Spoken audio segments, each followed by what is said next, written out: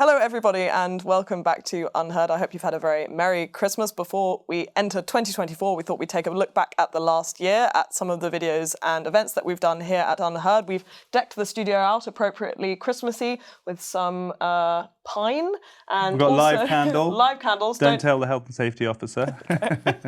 And we've also got UnHerd's Volume 1, which is Volume 1 of a annual paper edition, which means you can read UnHerd on print, which you can actually buy at shop.unheard.com. A little so plug go and for check you. it out. A little bit of a plug. It's been a big year. It's been a big year in the world. Obviously, quite a worrying year in a lot of respects. Worldwide, there's been a lot going on in the news. But for UnHerd, it's actually been a great year. It has. This has been the first year where we've actually had our own proper home. We've had our own premises. We did this weird thing of opening a restaurant and a club attached to a digital publication. I'm not sure anyone's ever done that before, but it worked. It's full. People seem to like it.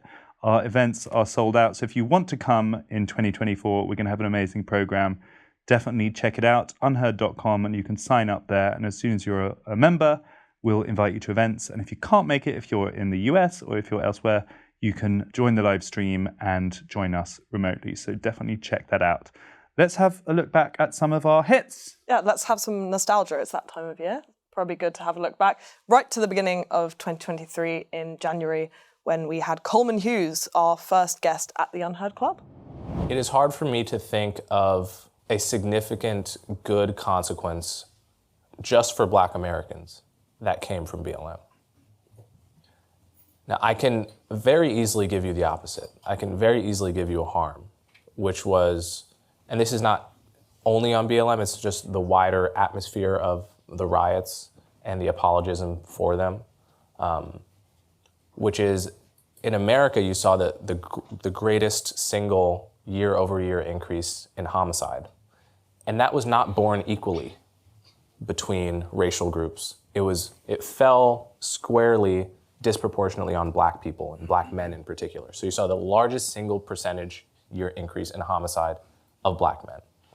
You saw crime spike in locations. You saw Black-owned businesses being looted and destroyed, and therefore, property values lowered, places becoming basically uninhabitable. So I would challenge anyone to come up with a comparable benefit that was experienced by Black people as a result of the 2020 BLM moment. Not the truest of starts to the year. No, but in a way, Coleman Hughes is so eloquent, I find, and he talks about these incredibly controversial topics with such forensic clarity and just always referring to the evidence, and it kind of takes the heat out of them. And for him to say that he can't think of a single positive benefit of BLM 3-4 years later is really just such a devastating conclusion, considering how many people were so excited about it. It was this great movement that was going to... world-defining moment. Yeah. But now, sitting at the end of 2023, I do think the discourse has shifted. That felt quite radical at the beginning of 23 to be admitting on Coleman's part that he saw no benefit to it. But now, given the revelations about figures like Ibram X. Kendi, use of the BLM funds from the donations that millions of Americans and people across the world gave, I don't know, I think maybe the tide has turned. I think if you mention Black Lives Matter in that moment to people now, a lot more people would turn around and say that they have reservations about it, whereas a year ago, I'm not sure that would have been the case. Let's have a look at the next one. I think part of the reason why Gen X is the most conservative of the generations, much more than boomers, much more than millennials, is that we had the most freedom. We looked to be shocked. We wanted to be offended. We loved dirty jokes. We loved, music that, I don't know if anyone watched the rather bad Woodstock 99 movie that was on HBO, but it really was this notion of racism and sexism everywhere was just not around. And you just had, a Black artist like DMX was singing these songs, and a million white kids are singing the N-word along with these songs that they loved. It really wasn't turned into some sort of like weird victim racist ideology. It was just sort of like about art and free expression and people saying things. It hadn't been redefined into this thing where you can't say this, you can't write this, you have to walk on eggshells. The world has to be childproof and you have to think like the better people or whatever. I didn't experience that. So I think part of the reason why Gen X is, 10 to 12 points more conservative in the polls that I've read in the US is precisely because of this reaction against this kind of authoritarian, language, whatever. It's this, that's what white was about. White was not a defense of Trump, and white was not an attack on liberalism. I was a liberal. What are you talking about? It just so happens that the culture had moved so far over to this other side that I guess I wasn't anymore. I don't know. So that's what White was about. And White was written in a very heated moment in 2019. I would never write that book now. That was an amazing event. That was when we had Bret, Easton, Ellis downstairs in the club. It was one of the earliest visiting dignitaries we had. It was exciting. And we had quite a Gen X audience in that event. Very Gen X audience. They were really getting into it. There was this real sense of, we had it better. Gen X solidarity. Yeah. Life was more fun. That was kind of interesting. So what would have happened with Trump is Trump would have likely, kind of basically negotiated. So, Trump always said Ukraine didn't matter. That's what happened in that first impeachment trial. Basically, Trump had made it very clear that Ukraine didn't matter to him one little bit, that national security didn't matter. And this was all just about personal favors and Ukraine was just a plaything. And so, the assumption from Putin was, or would have been with Trump, that he could have, got hold of Ukraine. He would have done it over a handshake or just over without much of, none of this would have been necessary, basically. Now, there is one element, however, that, Trump was somewhat unpredictable. And if it had looked like Trump was being humiliated in some way by Putin, then, there might have been, some other, more mercurial reaction. If you think about, Trump was the one who actually did shell Syria, send missiles over Syria, where, Obama hadn't done that before. Under Trump, there were the missiles given to Ukraine that, they weren't under Obama. Trump could be, quite complicated on some of these issues. Now we're looking down potentially the barrel of a Trump presidency. This question is only going to become more relevant. If the Ukraine war is still happening next year when we have an election, would Trump actually do what Fiona Hill says and basically end it on day one? It could be a massive win for him in the kind of terms of whether or not you're considered a warmongering president or not. It's kind of amazing that she was so kind about him as well, I think. Yeah. Fiona Hill is famous for being an anti-Trump person. She testified against him in Congress. She's merely made her name for criticizing him, even though she actually worked in his administration. But there she was saying that on foreign policy terms, and quite a few people say that, if you're looking for nice things to say about Donald Trump, the foreign policy record is pretty good. Abraham Accords, no wars, these are the points. Even North Korea, some people say that he was quite effective in. So actually, if there is a Trump 2, and if the next year is going to be defined by war on multiple fronts, potentially with an additional war with China, then... Could be a selling point for him. Could be a selling point. Wow, we're going to get in trouble for that. Let's see the next one. Neither of our esteemed opposition have answered the question of what should be done. And Thomas says... I have. I just answered it. Peter absolutely did not answer it at all. I did. I said the peoples of the West of Western Europe and North America should combine to press their democratically elected leaders to end this foolish policy. How? By the forces which are available in a law-governed democratic country of public opinion and organisation. How would you end the war? That's how I would do it. How would I end the war? I would put pressure on the United States and Russia, who are the principal participants, to make peace. How? But as I say, particularly, it's my belief. You keep asking. How do they make Thank peace? you for keeping asking, because I can expand on it. In the United States, where support for this war is already diminishing in the American public, with good reason. In the United States, once it becomes clear that the people are not interested in continuing it, then the politicians in Washington D.C. will also lose interest, and so will the White House. And do what? And once the Americans have ceased to believe that there is any point in domestic policy in pursuing this war, the war will end. The war is kept going By what mechanism? fundamentally. Do you agree with Thomas by the method by which the Vietnam War was ended. Sorry. I'm sorry you're so young, but it is possible for people in democratic countries to organize against wars and bring them You to an misunderstand end. my question. It has happened in our lifetime. I feel that's it's a terrible advert for my chairing skills. It did that look one. a bit like a dinner party from hell. Whoever chose that exact moment was really not doing me That's any a favours. vendetta. Me looking just slightly sort of rabbit in the headlights, scared of as this entirely male panel got more and more loud. I do feel, though, looking back, that Peter does deserve some credit there, because it already feels like the US is changing its tune. And I think Konstantin has updated his view of that conflict since February. So, as quite often with Peter Hitchens, he presents himself in quite a forceful way. Often a lot of people react strongly against him, and then he quite often turns out to be right. For the few of you who aren't familiar with the concept, sensitivity readers started out being hired mostly in young adult fiction, which has been a genre that for some reason woke out earlier than anyone else. They were ahead of their time. Some authors have hired these people themselves, and more frequently lately, it's the publisher who hires the sensitivity reader. And sometimes there are multiple sensitivity readers for the same manuscript. And the idea is that these people are self-nominated experts on whatever category of humanity they happen to have been born into. So I'm a professional American and a professional white person. And they're supposed to go through line by line and find anything in this book that could possibly offend anyone, especially their hallowed group.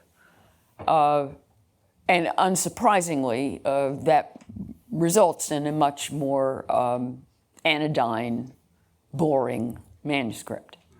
One of the ironies of the kind of offense that sensitivity readers are on the lookout is that basically you can't win, because if you have a character do something that most people in that category wouldn't do, then it's inauthentic. But if they do things that category of people are renowned to do, then it's a stereotype. So basically, you're done from the get-go. Apart from it looking a little bit like Lionel's hair was on fire on that clip, it reminds me how incredibly direct she is and how great that is for the audience. We also did an event with her in New York City, and there was a guy in the audience who was writing a negative profile about UnHerd for The Guardian. He was there to find either we were going to be outrageously like outside acceptable politics, or we were going to be conspiracy theorists, or we were going to say something unacceptable. And I was really just praying, Lionel, just don't get us into too much trouble here. And the very first thing she said was literally her first statement to the audience was, "I have a confession to make. I want the president to die." And everyone, I just thought, okay, it's going to be one of those kind of Not helpful when there's someone one of those trying to kind do of a hit evenings. piece in the audience, but they loved it. great for a crowd. The rubber seemed to really hit the road when you used this word artificial, because of course you were stepping outside the bounds of what the rest of the scientific community was saying, which is that Oumuamua was probably organic in nature. And you were suggesting or inferring that it might have been designed. Tell me more about why you might think that. Well, if it was pushed by reflecting sunlight, it has to be very thin. And nature doesn't make sails that are propelled by reflecting light. And in fact, the same telescope in Hawaii, Pan-STARRS, discovered another object called 2020 SO 3 years later in September 2020, which exhibited the same qualities as Oumuamua. It was pushed away from the sun by reflecting sunlight, and it had no cometary tail. And within a few weeks, the astronomers realized it's actually a rocket booster that was launched in 1966 by NASA as part of a lunar lander mission. And obviously, it was made of stainless steel, so it didn't evaporate. And moreover, it had thin walls, and that's why it was pushed away by reflecting sunlight. And here is an example of an object we know is artificial because we made it. The question is, who made Oumuamua? If there was a theme to 2023 in the world of the supernatural, it probably was aliens. Yes. It was what everyone became obsessed with, UFOs, and there have been Senate hearings on the topic, whistleblowers coming out. A subject close to your heart. Very close to my heart. I have hope. So where do you come down, Flo? Let's do a little mini interview here. Avi, I think. At the end of 2023, do you believe that aliens have visited Earth? I think they have not visited Earth, but I think they exist. That's a bit boring. Everyone, I think most people think they statistically exist somewhere in the cosmos. Do you think so? I think maybe they've got closer than we think. So you don't believe all of the remains that have been found? I believe that the any of things that that are exciting being stuff? found, I agree with Avi, I think they're probably offshoots of some sort of craft or whatever that is. So that's, I think, quite conspiratorial, maybe pleasing to people. So you think alien crafts have possibly visited? UFOs, yes. Whether or not they're on there, it's another story. That's something. That's one for 2024. There's a sense in when you write about it that it created almost like an altered state of consciousness, the intenseness of that grief, and some of the people writing in who've suffered grief as well, to the Red Hand files, also talk about that. And if we're talking about the kind of the rational world, the world of normal mechanistic existence, it kind of threw you into another dimension. I think that grief destroys. Well, it did for me. It destroyed the world just didn't make sense anymore. It didn't make rational sense to me, and I didn't see why I needed to sort of cleave to rational notions about things when it just didn't make any sense, and other things made more sense to me, especially early on, and they were those feelings of a kind of connection with the otherness of things and the divinity of things. So if we're talking about biggest discoveries of 2023, I would definitely put Nick Cave up there. Certainly. That was a great event we did with him. It was kind of his first big talking outside culture, outside his own book, venturing into a bit more of a political conversation, and he did it really well. But we've also been lucky enough to hang out with him a bunch since then, and I think he's a great guy. Yeah, I mean, no bad word to say. I think that clip says it all, and it's astonishing that someone like him should have to come out and say, I'm a spiritual, or I'm someone who has belief beyond the material world, considering he's an artist. It's what we always used to consider artists. People, think about Blake. It's someone who transcends the material, and yet it felt special. Transgressive. It felt punk and radical for him to say it. So that was a great moment for us.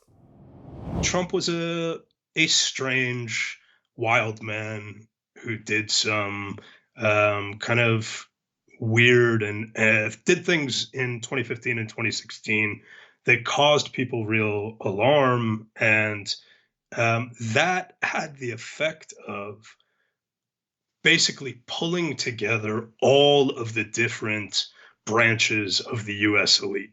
So these branches that might have had implicit affinities, but were not acting in a coordinated way prior to Trump, because Trump was seen as the great, unholy, demonic threat to all of civilization, brought Wall Street together with Facebook employees, together with the NGOs, together with the CIA and the FBI.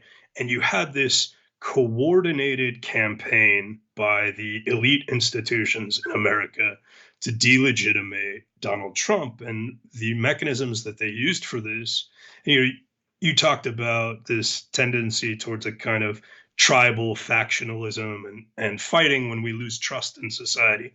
And that can be bad enough. But in this case, what happened was essentially, not all of, but virtually all of the federal bureaucracies, together with the other elite institutions who control the sense-making apparatus in America, they all got in on this conspiracy. And the conspiracy was to portray Donald Trump as a stooge of Vladimir Putin and to suggest that, his election was illegitimate and that one day he was a fascist, the next day he was a Putin agent. They were used sort of interchangeably And then disinformation entered the picture at the end of Barack Obama's term in office. And the last thing Barack Obama did was to sign through the NDAA, essentially the defense bill, to sign the Countering Foreign Disinformation Act, which created this agency, the Global Engagement Center in the State Department, and fully committed the U.S. political class and the U.S. government to a counter disinformation campaign, which was really always in spirit and very quickly in practice as well, an information war directed against the American people. I mean, I think that can't be said often enough. It feels old hat to talk about Donald Trump, but actually, as you mentioned, he may well be coming back.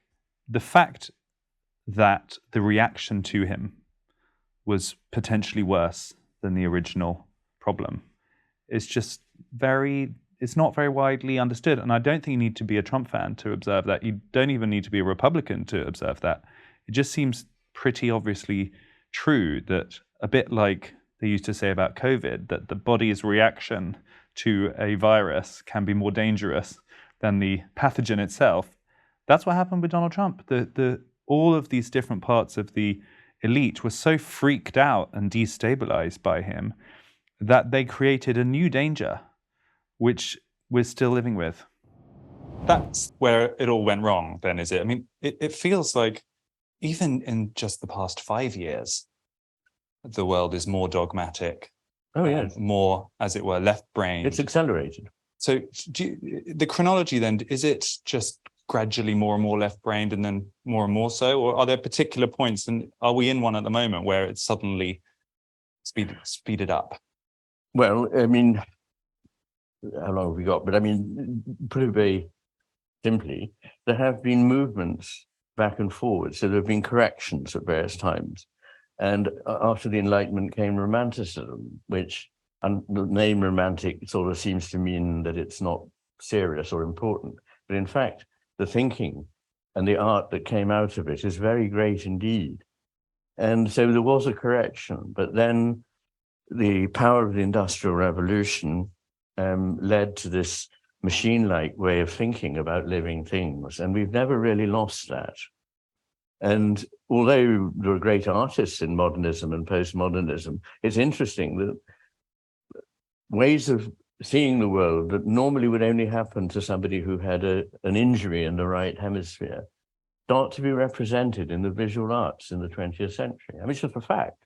I'm not saying it's all rubbish. I'm just saying things that we would not normally experience unless we were not using our right hemisphere start to be visualized. And there's a wonderful book called Madness and Modernism about this topic, how 20 or 30 types of things you find in schizophrenia are now happening and are being portrayed in our culture. And it's not that we've all got schizophrenia, of course we haven't, but what I think it is we're all neglecting the right hemisphere. And if you like, schizophrenia is a case in which the left hemisphere has gone into overdrive and the right hemisphere has been wound down or is not really being listened to. And this leads to delusions and hallucinations. I think we are now in a world which is fully deluded. We're in a fully deluded world. I've been in it for years. The rot, I guess, in your sense of things goes deep and wide. We're talking about big swathes of the government as well as the media, heads of corporations. It almost feels a little bit like a revolution when you talk about it, because there must be many, many thousands of people who are in positions of power who you would want out. Do you think of it as a revolution? I think of it as that we need a revolution. I would say that, but a peaceful revolution, and a revolution that brings us back to the values that have been robbed from us over the past 40 years, systematically through and that I watched happen. I mean, I was watching what happened in 1980. We had a functioning government there, and we were in the middle of the great prosperity, and we had, most Americans trusted the government, and we all trusted the media. And today, 22% of Americans trust their government, 22% trust the media. And the reason we have all this blizzard of misinformation, what is called misinformation, is because people are looking for other sources of information that they can actually trust, because the people who are supposed to be giving us good information are not. It's spin, it's propaganda, it's government orchestrated, and people know it. Everybody knows it. Everybody knows we were lied to about COVID. Everybody knows we were lied to about Vietnam. Everybody knows we were lied to about Iraq, weapons of mass destruction. You know, it's not this. My opinion about these agencies is not happening in a vacuum. Everybody knows that Pharma lied to us about opioids and about Vioxx. You know, I mean, these are not like things that are conspiracy theories that, you know, Robert Kennedy is crazy because he thinks a corrupted FDA, you know, helped the pharmaceutical companies create the opioid crisis. This is a fact that is well known, well documented, and that happened. And the question is, how are we going to stop it from happening again? And the answer to that is we got to start by telling the truth about it. I mean, who knows? RFK, another figure who might play a huge outsized role in the coming year, considering how he's polling. He looks like he might become some sort of a sideline kingmaker in the American election, which would be an extraordinary turn of events. We're hoping to talk to him in January. I mean, if you think about the paradoxes of the current political climate, he is the perfect example of it. You cannot find someone more elite, more establishment than Robert F. Kennedy Jr., the son of a presidential candidate, nephew of the president, grew up in Hyannisport, and they call it Camelot, the circle around JFK. It's a real iconic American dynasty, and yet he's a complete outsider. Even his own family are not supporting him. They find what he says about vaccines and other topics completely unacceptable. So yeah, his influence on 2024 could be big. They're unhappy. I think that's the thing. It's hard to stay very cross with them, with some exceptions, but it's hard to stay angry with a bunch of very anxious, neurotic, self-absorbed teenagers and young 20-somethings who, you know, I think are deeply unhappy. Those ones in particular, I mean, they're going to say they're not. You know, this is the sort of thing that really annoys them. They're going to like march around saying, no, we're very joyful. Look at our joy. There's this new thing where they have to exhibit joy at every protest. So they have to dance really angrily, but joyfully, you know, and there's conga lines that are joyful. But it doesn't look very joyful to me. It really doesn't look very joyful to me. And I don't think they are. I think they're really, really anxious. And so I just don't. And that is no doubt a result of the knock-on, the downstream effects of technology and the university system, which is not really fostering, or despite all the talk that goes into it, is not really fostering communities. Like, I was always struck by the fact that a lot of my students didn't really know that many other students. And I'd say, where are your friends? Then they're like, oh, I didn't really make any, you know. So they're not having these amazing experiences that an older generation might have had, formative experiences. Not all of them, some of them are clearly, but not all of them. So they're lonely and they're looking for friends and they're looking for purpose and meaning. And that's all fine. Yeah, I can forgive them that. It's the lecturers that I really get annoyed with. You're at university more recently than me. Is that true? Is everyone having a miserable time? No, I had a very nice time at university, but I think maybe I was there just at the right time, just before all this stuff hit. And I went to a very old university, and so maybe it was slightly immune to it. But Kathleen there is kind of, with her trademark stoicism, forgiving and forgetting the young who attacked her outside the gates of the Oxford Union, and is actually pointing the finger, I think rightly so, at the cowardly tutors who stand by and should really be the adults in the room, but instead are kind of hiding stirring it up. Well, they're using their young students as a human shield to keep their cushy academic jobs. The people who are usually called indigenous people or tribal people or hill tribes or gypsies, or the sort of people around the edges who civilization tends to see as the undeveloped people who haven't yet been brought into the glories of machine culture, are in many cases actually people who've deliberately forged lives designed to escape the reaches of the state, which wants to tax them and put them into the army and take their labour or turn them into slaves. And it's quite a convincing picture he paints. And he has this one particular story he tells, which I think is about China, and how the Chinese state was trying to bring a people called the Li into the reach of the state. They wanted to sort of corral them. And they found it very difficult. Many of the Li were tribes in the hills, and they were living in caves, and you just couldn't get anywhere near them. So they regarded them as barbarians. But there were some Li who lived in the towns and in the cities and within the civilization's walls. And so they referred to these people who lived out in the hills as the raw Li, the raw barbarians. They couldn't get hold of them. But the ones in the cities, the ones living in the civilization, were the cooked Li, the cooked barbarians. But they didn't really trust the cooked barbarians either, because they suspected them of secretly collaborating with the raw ones. So outwardly they looked very respectable, and they lived within the city walls, and they did all the things they were supposed to do. But under the surface, they were never quite trusted by the state, because under the surface they were still barbarians. And so I wrote an essay about this, and I thought it's quite interesting to see, if you want to resist the machine, if you want to live differently, if you want to push against the direction of travel, to think about what kind of barbarian you are.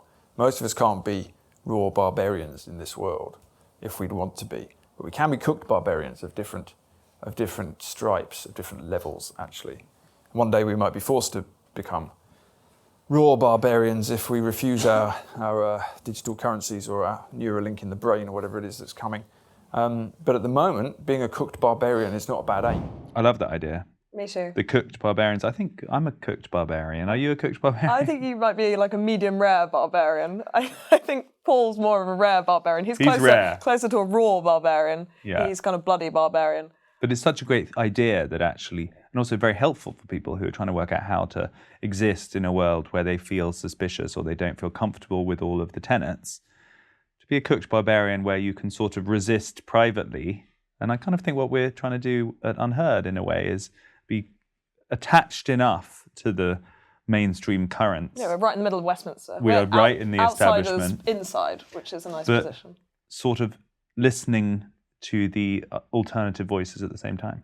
Yeah, I think so. And perhaps some of our subscribers are kind of well-done barbarians, and we can lure them into the rarer portions of barbarianism. And some may be completely raw and they need a bit of cooking. Which one are you? Tell us. Let's see the next clip. Right on a postcard. Let's put a couple of tweets that you did during the pandemic on the screen. You said, some faith heads have a ritual of handling snakes, believing faith will protect them. When they're bitten, they deserve it. They alone suffer. Vaccine refusal is different. Others are endangered. It's as though their faith told them to release rattlesnakes in supermarkets. This was April the 6th, 2021. That kind of tone, which was very common among people of influence such as you, which was really vilifying people who were hesitant about taking the vaccine, in retrospect seems too much, doesn't it? Because maybe they were more right than we realised. Do you take that back? Well, I've become aware that the conventional wisdom about vaccination, which is that it's a matter of altruism, because it's not simply a matter of saying it is my private business whether I'm vaccinated or not. And in the case of the measles vaccine, for example, it really is a matter of altruism, because if you don't get vaccinated, then you are part of the problem if there's a measles epidemic. And I thought that would be the case with COVID, and it's now not entirely clear that was right. And so to that extent, I would take that back, yes. Do you now have a view on lockdowns, since we're doing a little tour of the COVID era? No, I don't have a view. I'm not I should say, as a half Swedish person, we've paid a lot of attention to it, and you talk about double-blind trials and scientific process.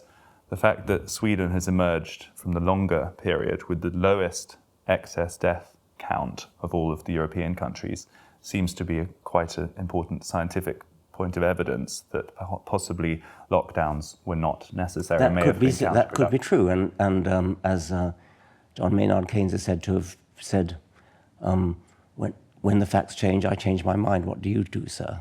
And so yes, there was a need for rapid decisions. The evidence was not yet in, and mistakes may have been made. That interview caused a bit of a fandango, to say the least. Yeah, I was a bit upset about that. We had a bit of a bust-up, Richard and I, afterwards. We got on so well and had a really interesting conversation. And then I said something on Twitter that he thought was misrepresenting his point of view. I said that in this interview, Dawkins concedes, never a verb that public intellectuals like to be attached to their Especially name, not the new atheists. that religious feeling is good for human flourishing, which I do think he did say, because we had this whole in-depth discussion around the Darwinian process, and he describes himself as an ultra-Darwinian, which is apparently quite a rare subset of sort of biologists or evolutionary biologists who believe that almost everything about us has been selected into being. So there are no accidents. If it's there, the statistics of evolution and natural selection mean that almost every detail about us is there for a purpose. And you can observe that religious feeling is almost universal across the generations and across the ethnicities. So why is it there unless it's there for a purpose? That's what I put back to the professor. He sort of agreed with it, but he said it doesn't mean it's true. It could be there for a purpose, i.e. it could be kind of useful. For example, it could be useful in helping children be gullible and obey their parents, which is useful in a tribe. Anyway, we had this disagreement. I put it on Twitter. He didn't like it, and it was a real shame. So, Richard, if you're watching, come back on the show and let's be friends again. Does it feel to you like we're on the downslope of a civilization? I think we are going through a process of moral, ethical change that is more analogous to the Reformation than to anything you can get in Roman history. But I think that Rome provides us with a kind of enduring model. You know, we are shadowed by the sense that if you have a moment in the sun, if you have greatness, then you are doomed as an empire to decline and fall, because the collapse is so total. The contrast is with China, which is an equally great empire in this period, you know, getting very kind of rich at far end of Eurasia. And of course, over the centuries, China, as Rome does, will succumb to barbarians. Barbarians will become emperors. The Chinese empire will disintegrate, be reconstituted, have kind of barbarians rule it, and so on. And yet, in a sense, always remain China. The sense that there is a kind of an entity called China endures. We do not, in the modern world, in the West, have a sense of there being, you know, Romania, a land of the Romans, the land of Rome, because that has long gone. And so I think that for us, probably far more than for people in China, the sense that golden ages are delusory and that the greatest empire is merely a provocation and that it will succumb and be destroyed. It's kind of bred of a combination of the Book of Revelation and Gibbon's Decline and Fall, and it's kind of fused to give us this sense that you can't be great in the long run, it will collapse. So in the words of a simpleton, I suppose, the higher they climb, the harder they fall. And he's, I suppose, questioning whether Western nations have enough of an identity to recognize themselves after a kind of revolutionary moment happens. But also they're haunted by the brevity of earlier civilizations, that there's no sense of that civilizations can last. No.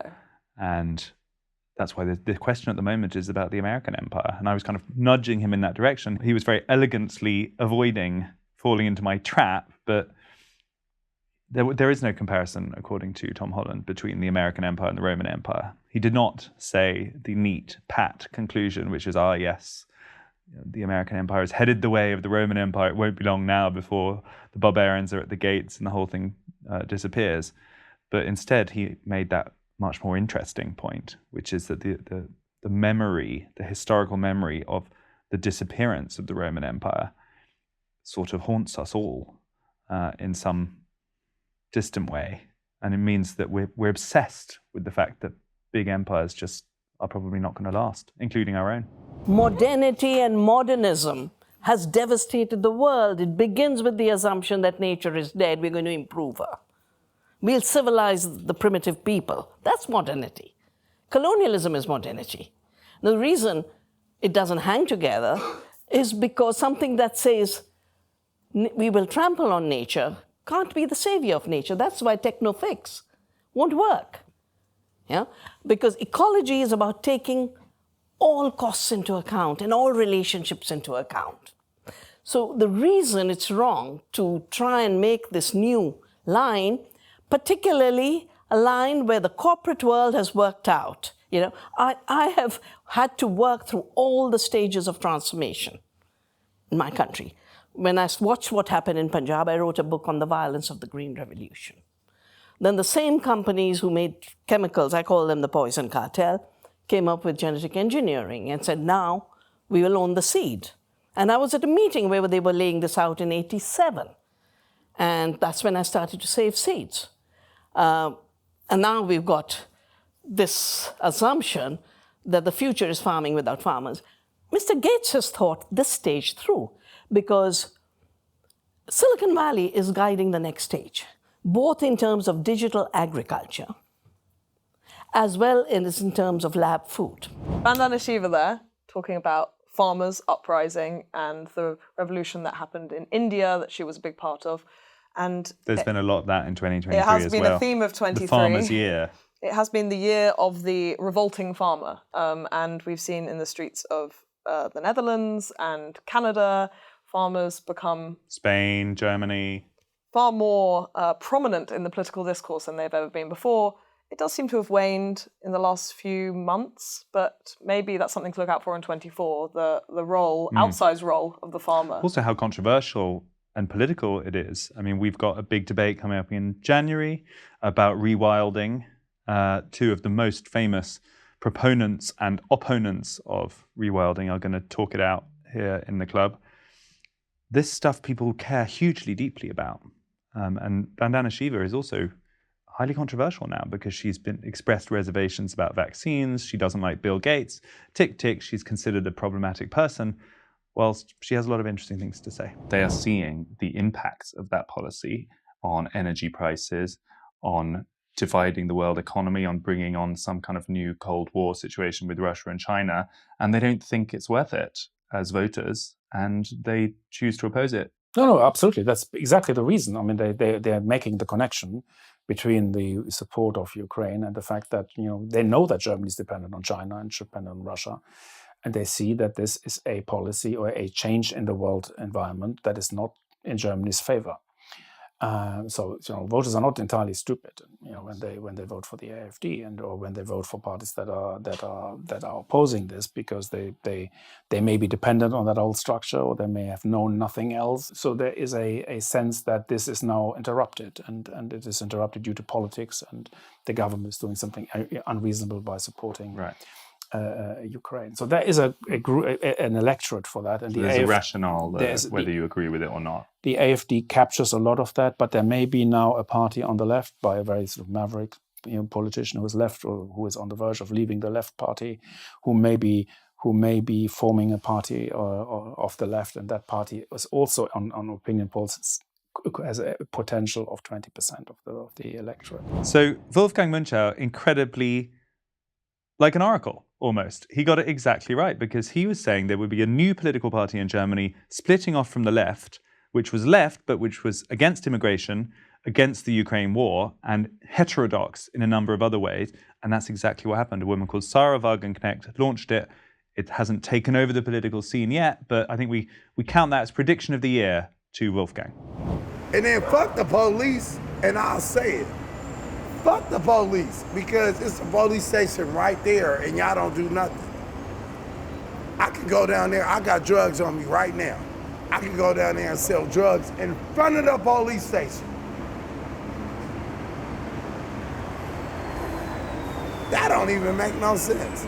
Like, it's like I'm trying to go to jail. No, they don't care. So that's the one thing, fuck the police. A clip from San Francisco there, where we were in the summer. We have just released it as a premium episode. So if you are not a subscriber to UnHerd, become one so you can watch the full documentary. It's quite revealing, I think, of what's exactly happened over there in that city and what might become the fate of many cities across not just the US, but the entire West if things go as they seem to be going. And that guy in particular that we showed the clip from was just so symptomatic of that interesting thing that we both observed, where you've got people on the streets, they are often users of drugs, people who you might think would celebrate an ultra-liberal city policy, complaining about it. I got to say, I did not expect that. So there he was saying he wanted the police to be stronger. He was like, I've got drugs on me right now. They should be arresting me. Yeah, it's ridiculous that I'm not being arrested. The biggest critics of loose drug policy on the streets of the Tenderloin were the drug users and drug dealers, which was a very odd thing to encounter once we got there. But I think... Just shows how far down the rabbit hole that policy has got.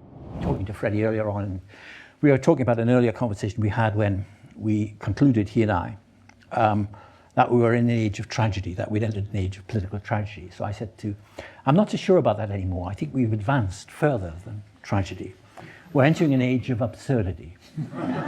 And I think an example of that would be that German climate policy, which of course Germany, as we know, is incomparably more adult, more advanced, more modern, and in every way superior to bungling Britain, and other countries. But in Germany, the result of their closing down of nuclear and going for renewables has been an increased reliance on the dirtiest kind of coal.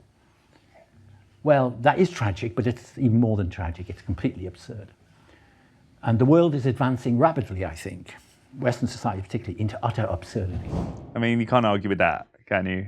No, the age of absurdity, now coined in The Club by John Gray, feels perhaps the most apt description of 2023. There, we found the moniker. Let's have a look at the next one. The market's gone. It's finished. It's kaput. Today, Alexa sits on your desk. You train it to train you, to train it, to train you, to train it to know you really very well. So when Amazon recommends a book for me, or any item, a bicycle, when Spotify recommends music to me, it's spot on. I want what it says I want. It knows me, right? And this is not the market. This is what Hayek deplored. Human construction that replaces the market. It's an algorithm that belongs to Jeff Bezos.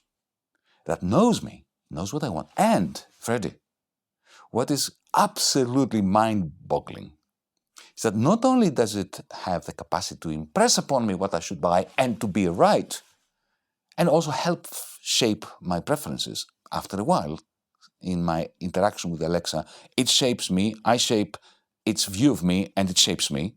But it actually sells me the stuff directly, bypassing every market. Because on Amazon.com is a trading platform, it's not a market.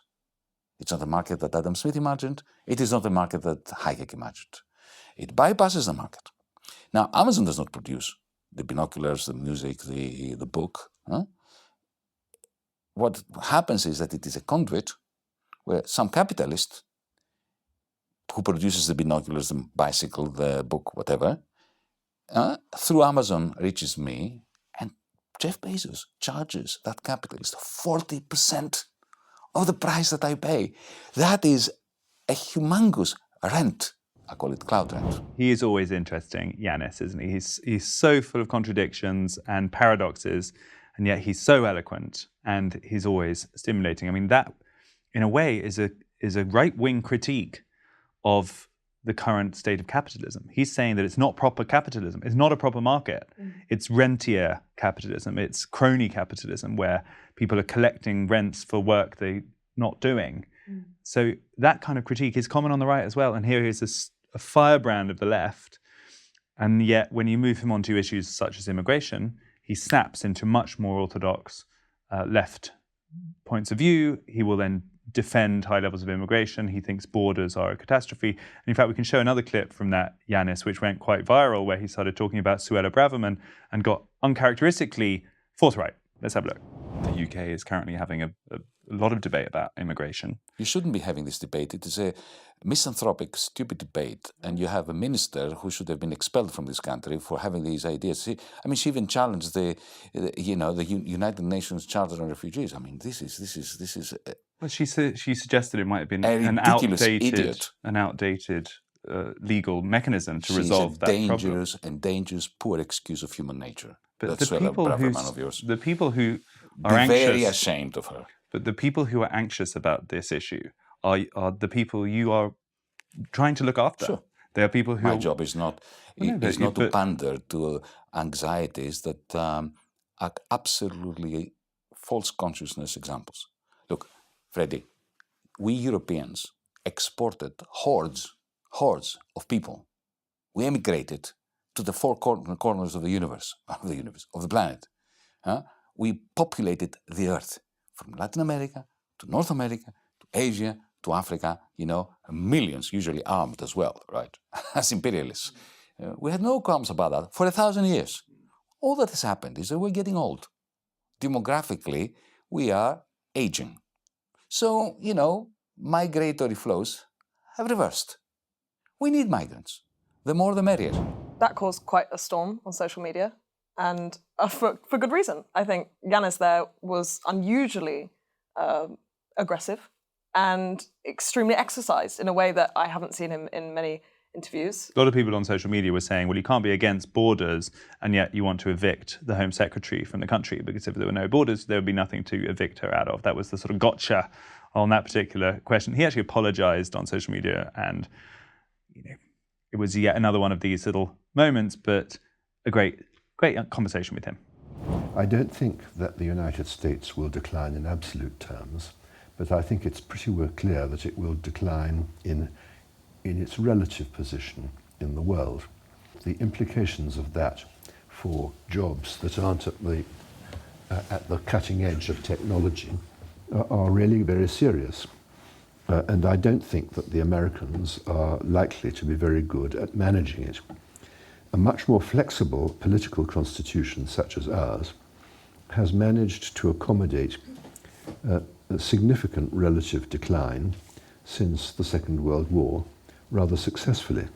I am concerned that Trump and Trump's doings and followers is not simply an incident related to this particularly extraordinary individual, but is a symptom of a much broader malaise in the United States associated with capricious patterns of inequality, with the decline of traditional skills, and with the exportation of jobs, which is the inevitable result of the decline of traditional skills.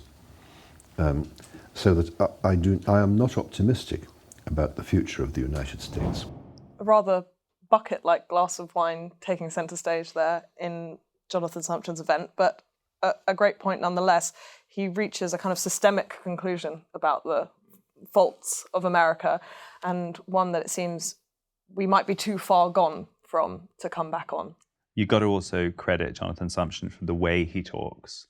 I've never interviewed anyone who speaks in such perfect full sentences as Lord Sumption. I mean, he spent his whole life as a senior judge dictating judges' verdicts, literally, and you can tell because he will start a sentence and open kind of 3 subclauses instantly, and you know that he knows how each of them are going to resolve 5 minutes later when the sentence concludes, and they always resolve in a pithy and witty way. It's an amazing thing to witness. And in fact, everyone there was just throwing questions at him on all sorts of topics, like a kind of, almost like a bot that could just give a perfect answer to any question. It was an amazing thing to witness. If you haven't seen the Jonathan Sumption video, go and check it out.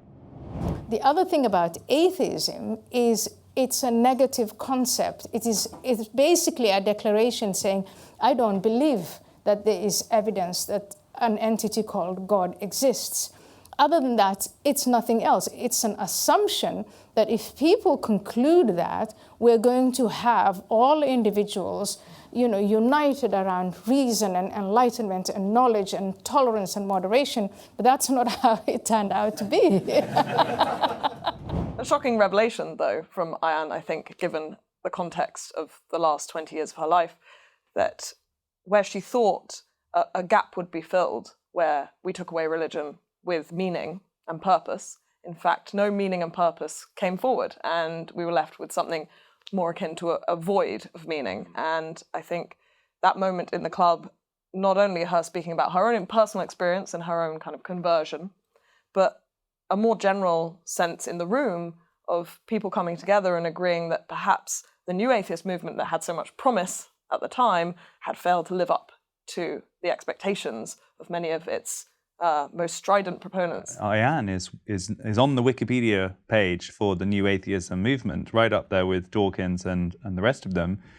And for her to now reject it was really very consequential. That was probably one of the moments of the year for us. The article she wrote for UnHerd, where she explained the rationale for her conversion, has been one of the most read ever articles on UnHerd, and it really made waves around the world, and she was attacked for it. A lot of the time by her colleagues from within the atheism movement, who obviously felt that she had apostasied. It's not supposed to be a faith, but they obviously, some of the strength that you would normally associate with someone breaking with a faith was directed at her. And it's become one of the most talked about moments of the year. As someone who's got used to being an exile, though, she handles it with such grace and dignity. So if there was anyone who was going to exile themselves from yet another herd, Ayaan's probably the person to do it. And she did it there with the laugh. There's not going to be a two-state solution. What the Israelis are determined to do is create a greater Israel, and that greater Israel includes Gaza, the West Bank, and what we used to call Green Line Israel, Israel as it existed before the 1967 war. And the problem that the Israelis face is that there are approximately 7.3 million Israeli Jews in Greater Israel, and there are approximately 7.3 million Palestinians inside of Greater Israel. And that creates huge problems for Israel because they can't have a meaningful democracy when there are probably slightly more Palestinians than Israeli Jews. And they're unwilling, the Israeli government is unwilling to go to a two-state solution, regardless of what happened on October 7th. But certainly after October 7th, that's not going to happen. So the end result But just to confirm then, I know the current Netanyahu government is not in favour of that, but you don't think it's realistic anyway, a two-state solution. So if you're Israel, you wouldn't advise pursuing a two-state solution because you don't think it's feasible because of the nature of the antipathy that people in Gaza and the West Bank feel towards Israelis. Is that your position then? I have long been a proponent of a two-state solution, but I have long argued that it was no longer a viable alternative. Yeah, I got in trouble for that one. Lots of people in the comments upset with me, but that's part of the idea that whatever people are talking about when they're putting forward their arguments, I do think it is our job to push back slightly, not in an annoying gotcha BBC Channel 4 New York Times way where you're trying to kind of make them out to be villains, but in a sincere way to try and probe the perimeters, the outlines of their arguments, see at what point it ceases to work, what points they would concede, to try and understand their position more fully. And if I were interviewing Douglas Murray, as I might be soon, I would take the opposite view on Israel, and I think that's the right thing to do.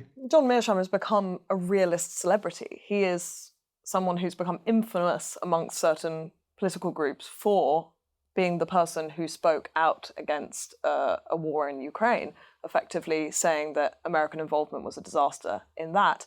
And again, here we see him taking a kind of anti-Western position. I think it's only right to probe him a little on exactly how those two conflicts And by the way, he doesn't mind.